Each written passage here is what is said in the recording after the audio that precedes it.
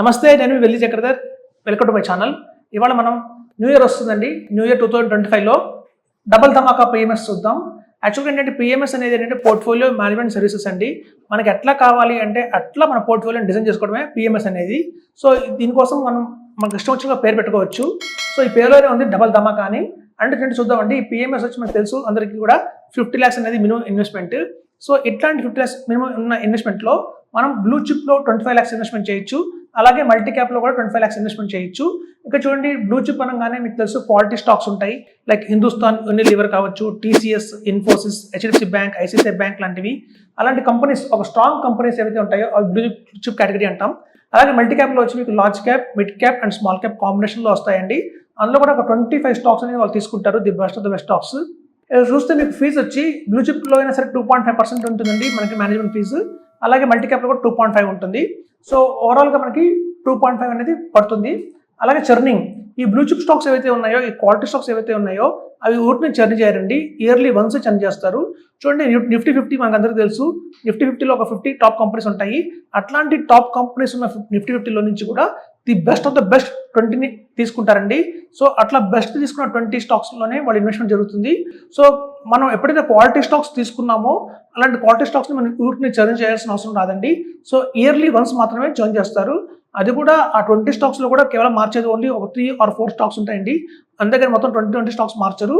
So మనకి ఏంటంటే ఇందులో కూడా ఈ రిస్క్ అనేది చాలా తక్కువ ఉంటుందండి. ఎందుకంటే అన్ని బ్లూ చిప్ స్టాక్సే ఉంటాయి కాబట్టి, అది కూడా నిఫ్టీ 50లో నుంచి తీసుకున్న 20 స్టాక్స్ కాబట్టి మనకి రిస్క్ అనేది చాలా చాలా తక్కువ ఉంటుంది.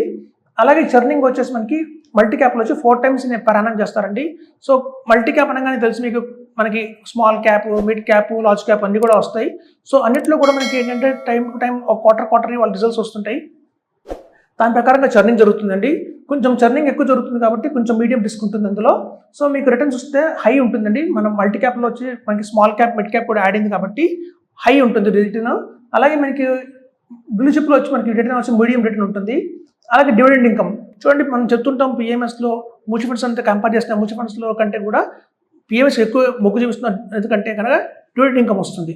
సో ఆ డివిడెండ్ ఇన్కమ్ కనుక మనం పెడితే 25 lakhs బ్లూ చిప్ స్టాక్స్లో కాబట్టి మనకి చూడండి, కోల్ ఇండియా కావచ్చు, అలాగే హిందుస్థాన్ యూనిలివర్ కావచ్చు, ఏరోనాటిక్స్ కావచ్చు, అట్లాంటి కంపెనీస్ అన్ని కూడా రెగ్యులర్గా డివిడెండ్స్ బాగా ఇస్తుంటాయి. సో అట్లా వాళ్ళ క్లయింట్స్ కూడా మనకి డివిడెండ్ ఇన్కమ్ అనేది బ్లూ చిప్ కేటగిరీలో హై వస్తుందండి. మనకి మల్టీ క్యాప్లో కొంచెం పార్ట్ లార్జ్ క్యాప్లో ఉంది కాబట్టి అక్కడ కూడా వచ్చే అవకాశం ఉంది. కంపారిటివ్లీ బ్లూ చిప్ చూస్తే మల్టీ క్యాప్లో కొంచెం లో డివిడెండ్ ఇన్కమ్ అయితే వస్తుందండి. సో ఓవరాల్గా కనుక ఇట్లాంటి పోర్ట్ఫోలియోలో ఎవరైనా ఇన్వెస్ట్మెంట్ చేసి ఒక 50 lakhs ఇన్వెస్ట్మెంట్ చేసి బై 2040 అంటే ఒక 15 years కనుక వెయిట్ చేస్తారో దగ్గర 10 crores వచ్చే అవకాశం ఉందండి. అందుకే చెప్తున్నాము, మనం ఇదే కనుక మ్యూచువల్ ఫండ్స్లో వేస్తే మనకు వచ్చేది 4 crores. అత్యధికంగా ఒక 7 crores ఎక్స్ట్రా కావాలి అంటే మాత్రం మనం పిఎంఎస్లో ఇన్వెస్ట్మెంట్ చేయాలి. సో 50 lakhs మన దగ్గర ఉన్నాయి అంటే మాత్రం 2025లో కనుక మనం ఇన్వెస్ట్మెంట్ చేయాలి, ఒక మంచి ఇన్వెస్ట్మెంట్ చేయాలి అంటే మాత్రం పిఎంఎస్ అని చెప్తున్నాము. అందులో కూడా ఒక పిఎంఎస్ కాబట్టి బ్లూ చిప్ మల్టీ క్యాప్ స్ట్రాటజీస్లో కనుక 20-25 ఇన్వెస్ట్ చేస్తే కనుక మనకి అత్యధికంగా లాంగ్ టర్మ్లో బెనిఫిట్స్ వస్తాయి. సో కాబట్టి ఇది మా ఫేవరెట్ అండి, one of the favourite PMS. నేను చాలా మందికి రికమెండ్ చేసే స్ట్రాంగ్గా ఇదే. సో చూసాం, గతంలో ఎవరైతే ఇన్వెస్ట్మెంట్ చేశారో ఇట్లాంటి పిఎంఎస్లో వాళ్ళకైతే మంచి లాభాలు అయితే వచ్చాయి. సో కాబట్టి 2025 గిఫ్ట్గా చెప్తున్నానండి. ఈ పిఎంఎస్లో కనుక ఇన్వెస్ట్మెంట్ చేస్తే కనుక మీకు మంచి లాభం వస్తుందని చెప్తున్నాను. దగ్గర 10 crores తెచ్చుకోవచ్చు అండి 15 yearsలో. So one of the best investment plan చెప్తున్నాను. Thank you.